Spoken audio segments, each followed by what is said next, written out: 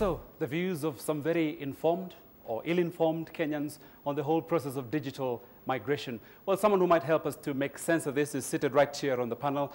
Now, Vivien, you've done a lot of work in terms of audience research and measurement. Do you identify with those comments that we just heard? Is that the real picture? Do people know what's going on? It does bring home the point that actually people do not know what the migration from analog television to digital television means for them. And I think that the point was made in an earlier part of the discussion that the information that has been provided to people has been sadly lacking, if indeed there has been any information at all. I've been researching here for many years, and it's only relatively recently that the whole issue of analog and digital has been thought about, talked about, studied. And I know from many studies that people across East Africa, although I talk more from a Kenyan perspective than a Ugandan or a Tanzanian perspective, do not really know what this all means and what it means to them. What have they got to do? Can they afford it? Will they have to buy flat screen televisions? They may be answers, they may be things that everybody in this room knows the answers to, but I'm telling you that the 40 million Kenyans outside of this room do not know. And I actually believe that the broadcasters will come in for serious public battering when people can no longer receive television, or suddenly they have to pay sums of money for things they have been receiving free up to date. And I wouldn't want to be working for the KBCs or the UBCs or the TBCs of the world if there isn't a significant investment in marketing and information. What about in terms of behavior? Because we're also discussing social media here. Are the media broadcasters at par with the audience, or are the audiences ahead of the broadcasters? Are they walking on the same level? Well, I actually think in this case, the audiences or the consumers are actually somewhat ahead of the curve.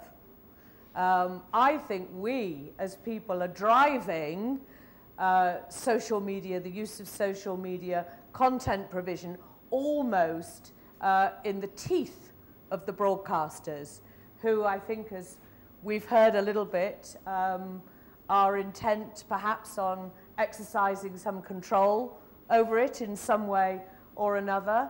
I think they think very much in technological terms. I think they think less in terms of content and citizen journalism and citizen photojournalism. And I actually think in this case, the people are leading the way and the broadcasters have to catch up. Maria, I see you nodding furiously. I do agree, absolutely. For me, I think what is very important is actually the empowerment that comes through this. And what I wanted to talk about, the challenge that exists, is I am feeling the more I get integrated into the social media, into the digital broadcasting, I feel the traditional broadcasting is very slow.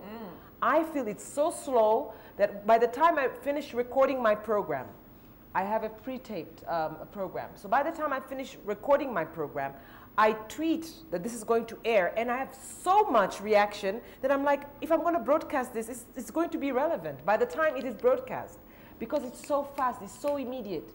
So you need to be able to be also just as fast. Is it too early to say that traditional media, especially television, is dead or about to die or in ICU? I think it's about to be transformed. Ah. And if it doesn't transform, then it's going to die. But it is about to be transformed. I don't think it will Salim die. disagrees. No, I don't. I believe it will be transformed, but it's definitely not dead. I mean, I think radio is not dead by a long shot. And people, buried and did the last rites for radio many years ago. Newspapers are not dead. Many said that as soon as internet came along, newspapers would just shut down. They will shut down, or they will morph into something different, but it's not going to be overnight. And I don't think what makes me very sad is we've lost, on the BBC, for example, we've lost shows like Panorama. We've lost in-depth, investigative journalism shows because these audiences don't want to sit down for more than 10 minutes or don't want to sit down. They want their news in 140 characters, you know, and that isn't news. It makes me really sad because, you know, I travel a lot. I'm all over the world, you know, lecturing to university students, talking to people in different audiences, and it really bothers me how little they know. So don't you think the change should go the other way around, so that the journalists should adopt to telling shorter stories? Because you can't tell an investigative piece on the history of corruption in Kenya in 140 characters. You can't do that. You need to have in-depth, you need to have journalists that will report in-depth, that will put their life on the line many times to get those stories out there, and not do that in 140 characters. Vivien? I think that what broadcasters and other content providers, including ourselves, need to do as life moves on is understand how to engage. It's engaging with people. It's not just reaching people or telling people. I think a piece can be as long or as short as it needs to be, as long as people who are making contact understand that the world is now about engaging and involving, not just reaching. And I think that's where many content providers are behind the curve. It's not about cutting a news piece shorter to put on a mobile phone. It's actually about making that a different looking and feeling piece of content. So for me, it's critical that we move from reaching audiences and telling audiences to involving and engaging. Churchill, you deal with the online content. Are you in charge, or are your readers or users in charge of the, who's in control? One thing digital has done is that it has completely fragmented the audiences, such that every single person is an audience by his or her own right. When previously we had a whole group of thousands of guys as one audience. Now that speaks to the interest that each of these bring to the story, whatever story is it you're talking about. There are as many interests in this discussion as there are people in this hall, for instance. So, and I see that played dramatically. One of the things I'm in charge of at Nation is the mobile alerts. And every time we send out an alert, there's always feedback of somebody feeling that that was not good enough for an alert. Yeah? And it's not so much that whatever it is that you sent out was not important. It's just that it does not speak to their own unique interests. So in terms of control, then that individual in the audience is in control. You don't feel that they're sending a different message, that actually they don't need you as an editor, they can select what's important for them? And that's the thing, because whatever we say of the mainstream media, one thing they've done is that they helped in social development in terms of having one perspective of stories shared amongst all of us as a community. And that has its pros, it has its cons. But going back to Vivien, I think at the core of all this is what does it take to get out that story that is useful to me, that is useful to you? It takes some money. And all the good things about digital said, and she spoke to it earlier, it has not been able to pay for the production of that content. And I hear Salim when he says that Panorama is dead, for instance. So the question then is, how are we going to serve that need, the need that Panorama served previously? How are we going to serve that need in this new... Someone or something has got to change along the way. True. I'll come to you, Rachel, now, and then Maria, and then I'll open it to a few comments from the floor. Well, to go back to your initial question, I don't think TV is dead, but I hope it dies. Wow. I have no need for TV. You're aware you're on television at the moment as you say this. I have no need for television. That's the truth. Thank you for this opportunity. But I have no need for television, because if I have to wait for that one long-form journalism investigative piece after going through hours and hours of nonsense on TV, there's just no content that appeals to me. And nobody, at least in my country, a few people are, but by and large, nobody's really dealing with good content.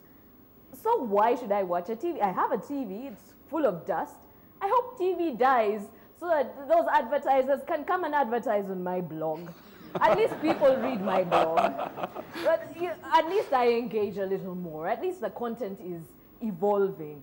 But I don't feel that there is enough listening to the audiences and crafting content to serve the TV audience. It should die. Maria and then to Salim. Yes, I'm very happy she touched on it. And actually, it's very sad that your view of television is based on the content that there is, while you find that out there are content providers who have quality programs that engage audience, but we're not given the platform by the broadcasters. And this is where I think the digital revolution is going to open up chances for you to get content. I'll give you a very good example. Today, if we decide as Taipa to have our own TV station after the digital migration, it will be very easy for us to do it. So I think that is going to change, and I think that's why actually it will transform. But I wanted to make a very important point previously that was about adapting and the death of Panorama and all that. I think for us who work in the media, we, especially in television, we're a little bit narcissistic. I mean, we do love to hear our own opinion and to see ourselves. So we have to a little bit cut back on it. And I think that's where what Vivien is talking about, that kind of sharing has to happen. And in here, I think the key is going to be, and I believe that's the future, is going to be what you pointed out at the beginning, your mobile phone. Your mobile phone today, more people own mobile phone sets than they own television, or I don't know about radio, but definitely television, I think Vivien will be able to say. Yeah. Now imagine if you can get content on your mobile phone. And if that content is going to be a 5-minute extract made specially for those people in order for them to switch on later their TV and then watch the Panorama. Look at that kind of integration. It's going to be fantastic. Salim, I know you're not a broadcaster per se, but you must be getting worried that people are writing you out of a job. No, absolutely not. I think we actually have more of a job now than before because we are content producers. We produce good content. James Cameron, I had the pleasure of meeting James Cameron, the director of Avatar and Titanic, and he said something that was really interesting to me. He said, you know, if you've got good content, every platform is your friend. As long as the content is key, and this is going back to what Vivien said earlier, it's always been about making good content, whether it's in a 5-minute piece, 2 minutes, or a 1-hour documentary, or a 6-hour series. If the content is good, people will watch. Let me take a few comments. So many hands up, so I'll start with the lady unbiased, just right here. TV is not going to die, but TV is actually going to be the king in the digital revolution, because TV is the only equipment that so far has had content all these years. The mobile has tried to pick that content and provide TV as you move. The phone is also trying to integrate into the TV.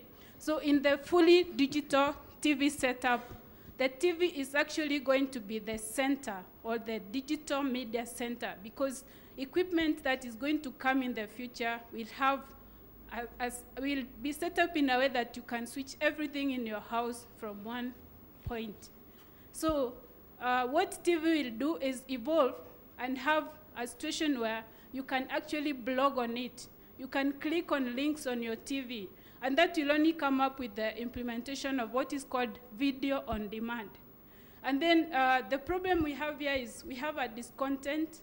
The producers and the technical people are not working together.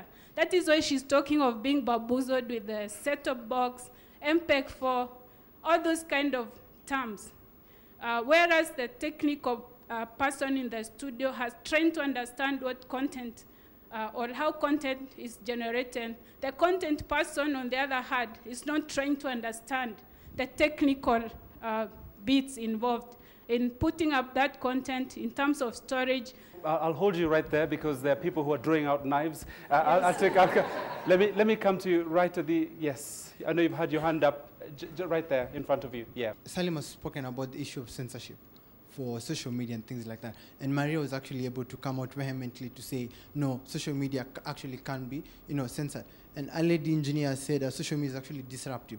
My question is, what is the role of the law in terms of coming up with a precedence or a procedure, both procedural and substantive, in being able to actually guide the development and growth of how social media content that can both be digitized and for both traditional and new media. Quite a lot from the floor, and I wonder what your thoughts are. With so much information being out there, are people looking and listening to the relevant things that, in my personal opinion, will improve their knowledge of the world?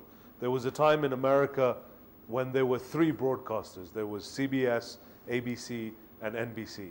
And at 6 o'clock every evening, they would be competing for their audiences to watch the news. And they had great anchors, people like Tom Brokaw and Peter Jennings and Dan Rather. And people trusted them, and people watched that. And they had 10 minutes in their half-an-hour bulletin of international news. And people knew what was happening in places like Ethiopia in 1984 in the famine. And they gave money and they helped because they saw these pictures on NBC News. You will not see that in America. I was in the US last week, and trust me, most people have no clue about what is going on in East Africa at the moment in terms of this famine, simply because they have a choice as to what they want to watch, and they would prefer to go and watch Desperate Housewives or Friends or whatever, or soccer, which is all good. But the way the traditional programming was structured was that there was a time and a place for everything, and you got a nice rounded view of the world, in my opinion. Let me get some very brief comments from the panel. We need to move on to the last part of our discussion. Maria, you want to go? A very interesting question was what is going to happen to the personnel who've been working in an analog industry, and then the migration is going to happen? Well, I think that is a very interesting question, because there's going to be a lot of people whose jobs are suddenly going to disappear. All those people who are sitting today in the so-called broadcasters are actually going to become only TV stations. I think somebody asked us to sum it up, but I don't know if I have that 30 seconds just to say. What's going to happen is, if you've got a broadcaster A, B, C, D, they each had their towers, they had their transmitters. What's going to happen is you're going to have a multiplex operator who's the only one who's going to have towers. Everybody else is just going to beam it over from their office, meaning all those people who used to maintain those towers and everything, their jobs are going to disappear. So what is needed is now the industry has to start retraining and to start to find for these technical people a different job that might be still relevant within the industry. I have a question on that, personally. So if in this country, for example, if it's KBC that has that the towers, yes, can they choose when to switch off NTV because they don't like them? Good question. Actually, I will refer to Tanzania because that is an issue. No. There is an agreement that they have to sign with the multiplex operator, and that goes directly to the regulatory authority, which is set down in terms. They cannot shut you down. In fact, if they shut you down for any reason, then you can actually sue them, and they have to pay you a lot of money. So there is a contractual agreement. The problem is this is all in theory. That's all I can say. We don't know what's going to happen in practice. One of the good things in Tanzania that we have is actually there's a choice of multiplex operators. So in Tanzania, we've got the government and we've got 2 commercial. So you have a choice, if you want to start your TV station, to choose who you want to broadcast with. For those of us who have to worry about content that is going out on digital platforms, we find that our journalism schools are yet to meet that need. They're yet to recognize and update their curricula to address that. So much so that at Nation, I think today we are having to retrain people internally to meet that need. So yes, I hear you when you say that. It's a huge need out there, and I believe, I'm happy one of the trainers spoke here earlier. I'm sure that message will go back to them. Then finally, to my lawyer friend, a huge question there. How do you bring law to regulate social media? And I'm not sure I have answers, but as a journalist, I take the view that while social media is a platform, ideally it's just a collection of personal spaces in which people have the freedom to do what they need to do. However, they have to do it with a level of responsibility. Because if I'm your friend, I should be accountable to what I tell you as a friend, or our friendship collapses. I think that's what it boils down to. There's been a lot of talk about and confusion about digital and analog. This whole discussion is about the migration from analog to digital. Now, you're a broadcast engineer yourself, and I'm a human being, human person on this end who cannot understand all that jargon. What does it actually mean? What is the analog? What is digital? What's the difference? When you talk in terms of frequencies, for analog, you can only have one channel. But for digital, you can do many channels on the same frequency that you've been issued. Again, with digital, you can be able to put it in various formats. The same content can be put on CD. It can be put on the internet. So it is easier to play around with. And then it has a better quality. Like if you're watching on the screen, it is more clear because the resolution is higher than even for the computer screen. If it is for the sound, it is better. It's what is called Dolby 3, as opposed to the analog sound, which is not as good. I think the way we should look at it is the way I look at it is the spectrum management, whereby when you are doing analog, a single frequency only does a single program. But when we go digital, we can be able now to compress the same information with different types of content, having given them different IDs, and you're able now to have 16 or at least 10 or more programs on the same frequency. What this means is that it is possible now to have more broadcasters, but have one or two people doing distribution. But now people can be able now, if you look at Kenya today, it is challenging to get a frequency to do broadcasting. But when you go digital now, those people who are on the waiting list will have to get the licenses, but basically maybe as content provider, because there's somebody already doing the distribution for them. We'll take a short break now. We'll be right back in the third and final part of our discussion. This is the Commonwealth Broadcasting Association special discussion looking at the digital revolution that is sweeping across East Africa and the rest of the world. We'll be right back.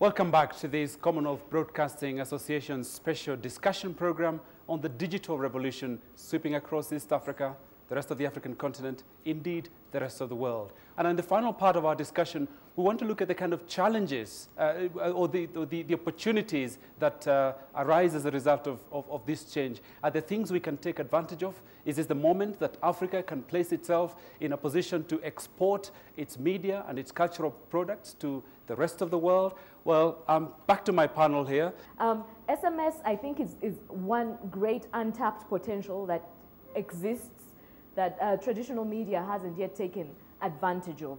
So what traditional media usually does is to solicit responses. This is what we are talking about. Tell us what you think.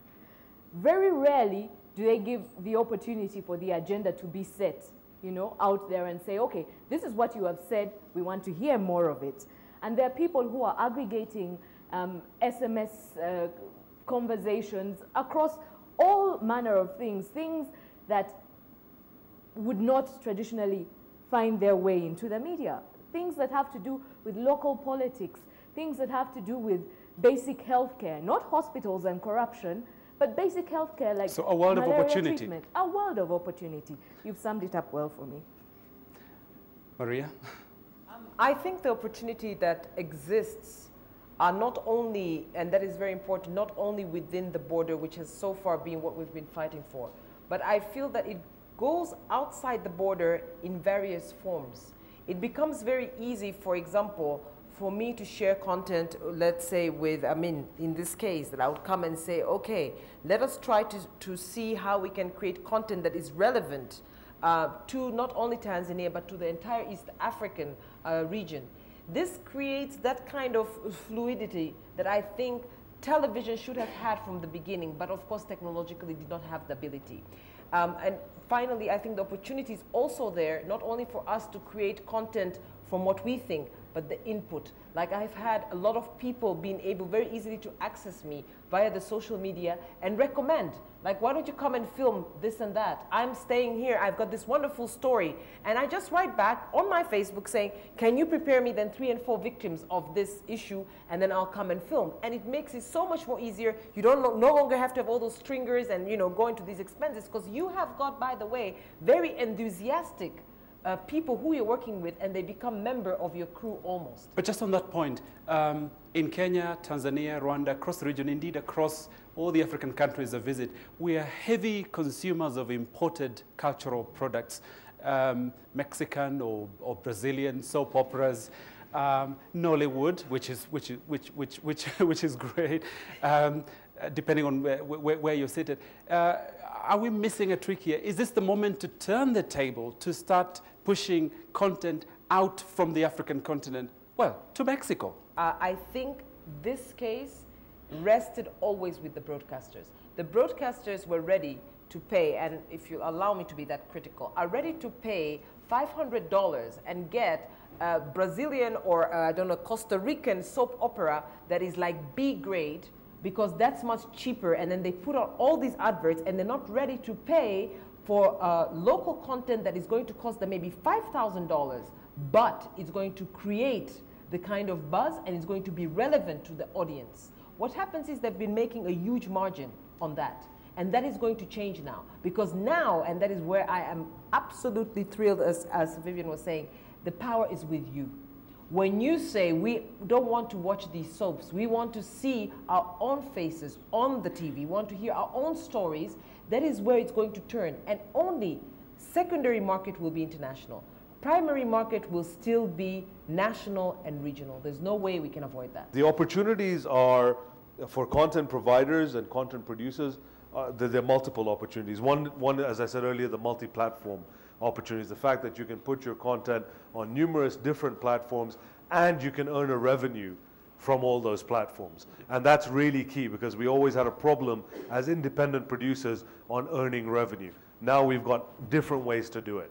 Salim, just on that, because I know you've got experience in this field from working around Africa, is there an appetite for African content, good African content from the rest of the world? Absolutely. I think there's an appetite for, more so now than ever before, because international broadcasters can no longer afford to cover Africa the way they used to.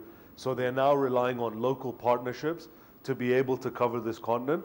And as a result, I think that's an opportunity for us to be able to put our vision of our continent, to be able to influence the way the content goes out, and with our own vision. And it's something that we found has really exploded in our industry in the last couple of years. Churchill, seated behind your desk, Nation Media Online, which, you know, for people who live outside in the diaspora, for example, access a lot. Presumably this must mean even greater opportunity for you. Definitely, it opens the floodgates, so to speak. But, we also recognize the fact that these platforms are neutral. Africa so far has invested quite a bit in setting them up, but it does not, it's not able to control who then pushes content in those spaces. So either we rise up to the occasion and organize content, create the content and get it to audiences in Africa and outside, or the same sources that historically Salim was talking about, them telling the African story in a skewed manner. We'll take advantage of the same sources and continue repeating those, that same propaganda, so to speak. Yeah. So I think the opportunity is huge, but therein also lies the risk that we must remain awake to. So it turns out as a challenge for me, really. Vivien, from your corner of the real people. I think the opportunities are immense, but with them bring challenges. I'm excited by the fact that we as audiences will have access to a greater diversity and plurality of voices, which for many years media across Africa has actually tried to restrict and control. That can no longer be the case in the world of digital media. I think it will significantly improve citizen access to information.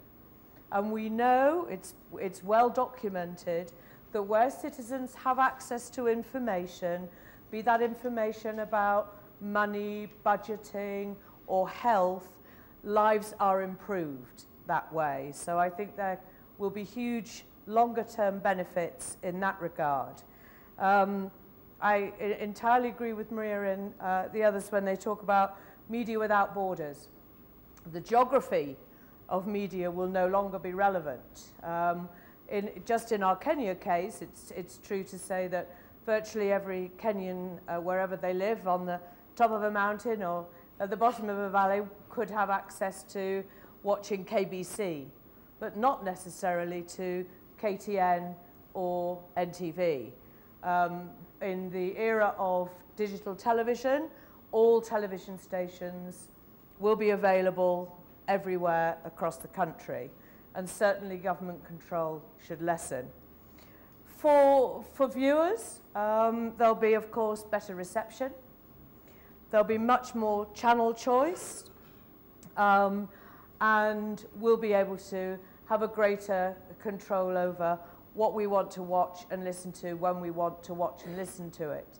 And I do accept that there will be greater opportunities for content about Africa to be distributed outside of Africa. But the big challenge, and it's a real challenge, is much of that content just ain't good enough.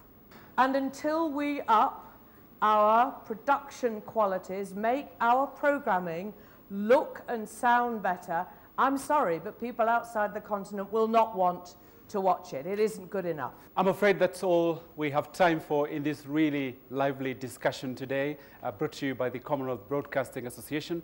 You heard about analog teachers, you heard about digital lunches, all sorts of things. But it's all been to help us prepare for the challenges and opportunities ahead as the social media continues to play a very active and influential role in our society, democratizing the space that we have for dialoguing and so on. And as we prepare to migrate from analog to the digital world, which means greater choice, more channels, what will it mean? All that remains is for me to thank my wonderful panel. And last but not least, to all the fantastic audience, you media students, journalists, practicing journalists, half-done journalists, full-done journalists, all taking part in this discussion. It's been a great day. Thank you very much indeed. And may I ask you to join me in thanking our panel. Thank you very much indeed.